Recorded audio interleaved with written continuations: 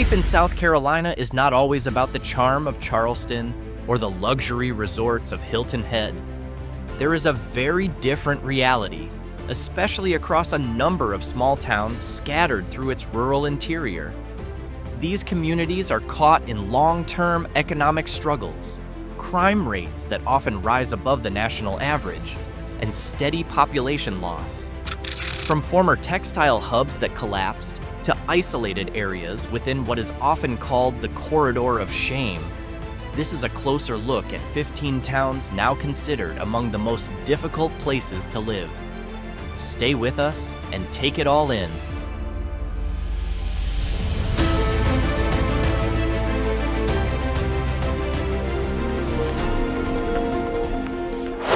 Allendale frequently ranks among the poorest towns in South Carolina, and the reasons become clear the moment you pass through its main street. Located in Allendale County, this town has become a textbook example of what sociologists call structural failure. With a poverty rate reaching around 40%, nearly half of its residents are living below the line of basic economic stability.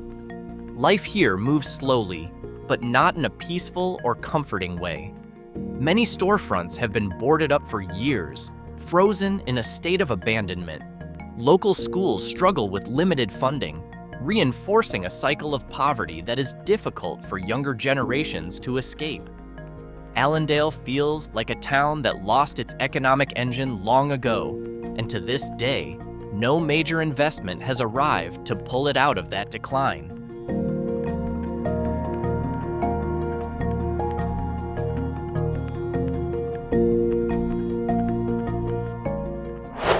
Moving northeast, close to the North Carolina border, we arrive in Dillon.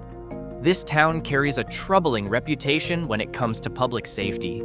Despite having a population of only about 6,000 people, its rate of violent crime, when measured proportionally, can exceed that of much larger cities like Columbia. Dillon sits along Interstate 95, making it an important transit point.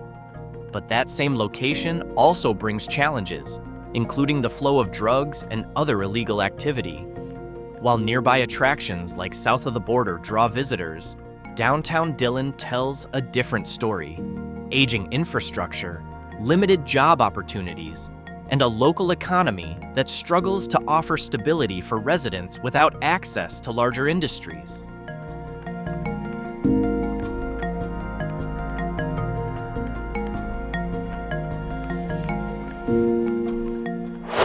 Shifting toward Chester County, along the quiet stretch of the Catawba River, we find Great Falls, a town that stands as a stark reminder of America's industrial decline. At one time, this was a thriving mill town powered by 3 major textile factories.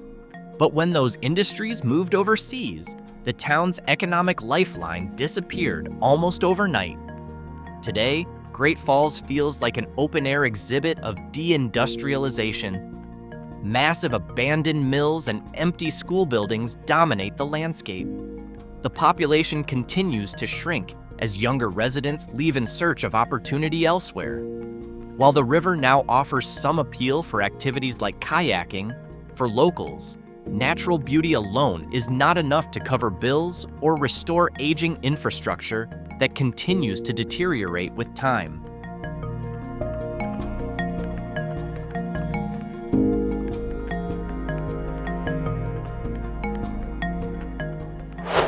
Not far from Great Falls, the town of Chester stands with a long list of social problems.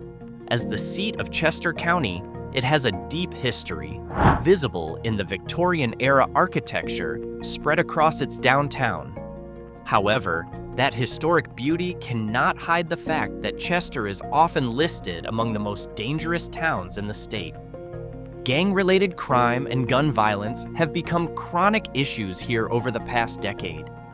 Many grand 19th century homes now sit abandoned, creating a painful contrast between past prosperity and present-day poverty. Chester is an example of a place where a rich history is not strong enough to carry the weight of modern economic failure.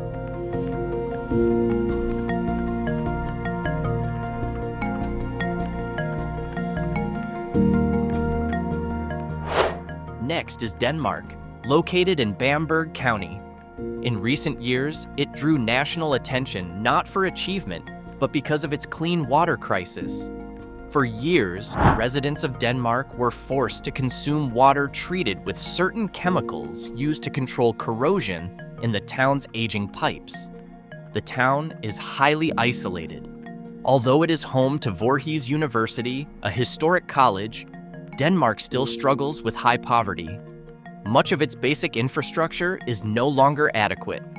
Life in Denmark today is about surviving with limited healthcare access and few proper retail options, forcing residents to travel far just to meet basic needs.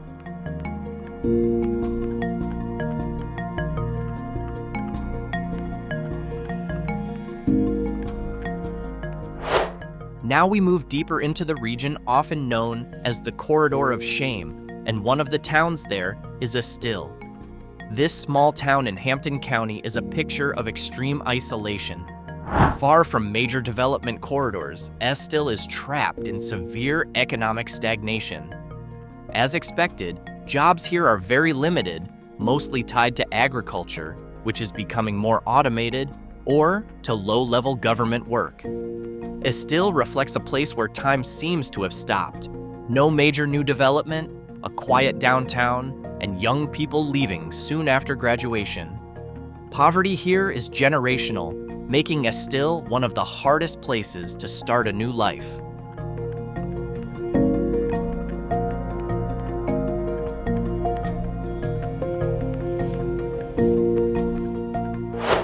Moving slightly toward the central region, we find small towns that once formed the backbone of agriculture and manufacturing, but are now slowly fading. Bamberg is one of them. Although it is known as the hometown of former Governor Nikki Haley, that recognition has done little to improve its current economic condition. Population decline is the town's biggest enemy. Since the 2000s, Bamberg has continued to lose residents steadily. The manufacturing sector that once supported thousands of people has long disappeared. Today, driving through Bamberg's main street feels like passing through a ghost town that is still inhabited. Many downtown storefronts are empty, and homes on the outskirts show clear signs of structural decay. The crisis in Bamberg is systemic, with local revenue shrinking as the tax base continues to disappear.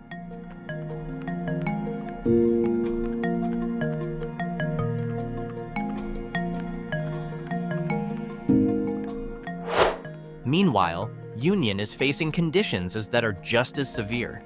It was once a major textile powerhouse in Upper South Carolina. On the map, the town is actually larger than many others on this list, but that size makes its decline feel even more dramatic. The closure of major factories left a huge hole in the local economy that other industries have not been able to fill. As a result, Union's main problems today are unemployment and dependence on social assistance. Although there have been efforts to revitalize downtown, the quiet and empty feel of surrounding neighborhoods remains impossible to ignore. Many observers see Union as a reminder that even mid-sized towns can fall into crisis when they depend on one single industry without economic diversification.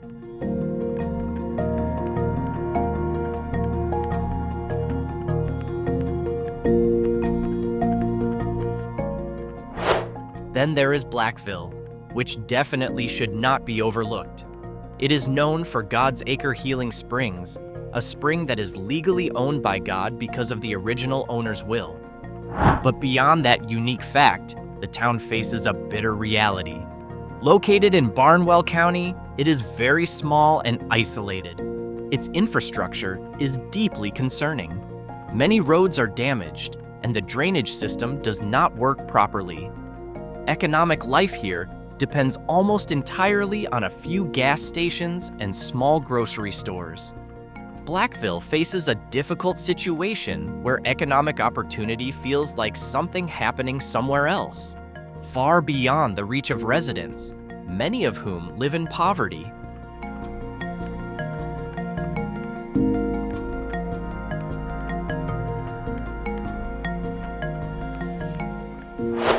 From Blackville, let us look at a clear example of how a small town can almost disappear from the functional map when it loses access to transportation and jobs in Fairfield County. Yes, this is Carlisle, a town that may be one of the closest examples of a living ghost town. With a population that may now be fewer than 150 people, the town has almost completely lost its function and strength as a real settlement. Most buildings in Carlisle are empty and have started to be overtaken by wild plants. There is no supermarket, no busy post office, and almost no economic activity. Life here is extremely quiet, with only a handful of elderly residents choosing to remain in their old homes.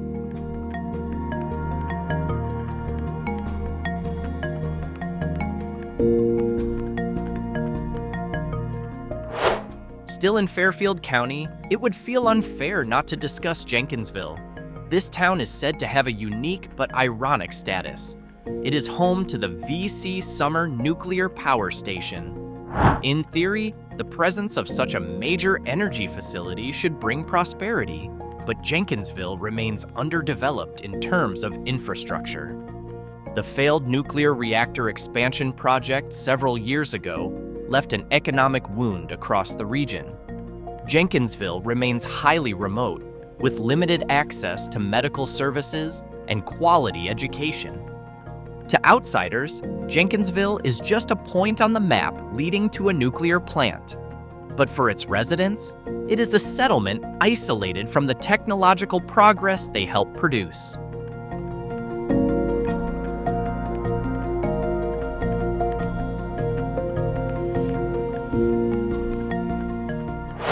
Have you ever visited the town of North?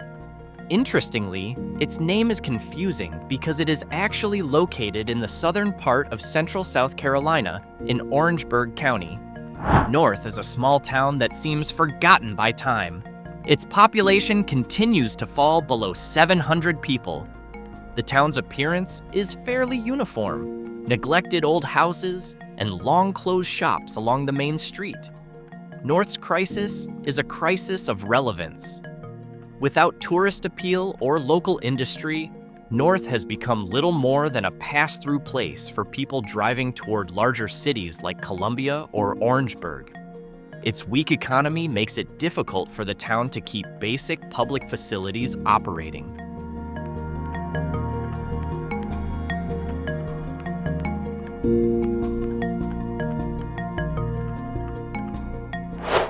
The next town presents another kind of geographic anomaly. Located at the intersection of three counties, Springfield once served as a busy cotton shipping hub. Today, however, the only thing that really puts Springfield on the map is its annual Governor's Frog Jump Festival. Outside of that event, the town is extremely quiet, with very little economic activity to sustain daily life. Poverty in Springfield may not be as extreme as in Allendale, but its geographic isolation makes it a difficult place for working-age adults. Limited access to high-speed internet and modern public services places it among the most behind towns in the region when it comes to digital development and overall quality of life.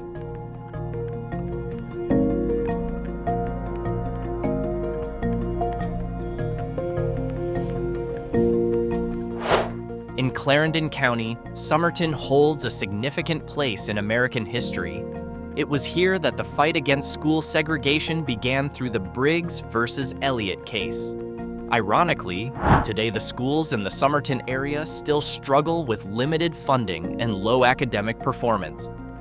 Visually, Summerton feels like a tired town. Even though it is located near the beautiful Lake Marion, the economic benefits of lake tourism do not meaningfully reach most residents. Summerton is caught between its proud historical legacy and the harsh reality of being a small town whose economy has seen little growth over decades.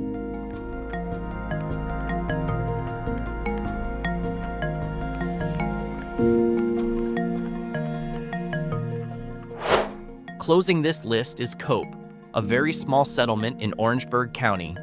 Cope represents the definition of small and remote. With a population of just over 100 people, it does not have a strong local government capable of driving major infrastructure changes. Life here depends almost entirely on agriculture and a tightly knit community. While crime is low because everyone knows each other, Cope is considered struggling in terms of future prospects. There is no significant growth, no real innovation, and only limited hope that the town will still exist in 50 years if the current population decline continues.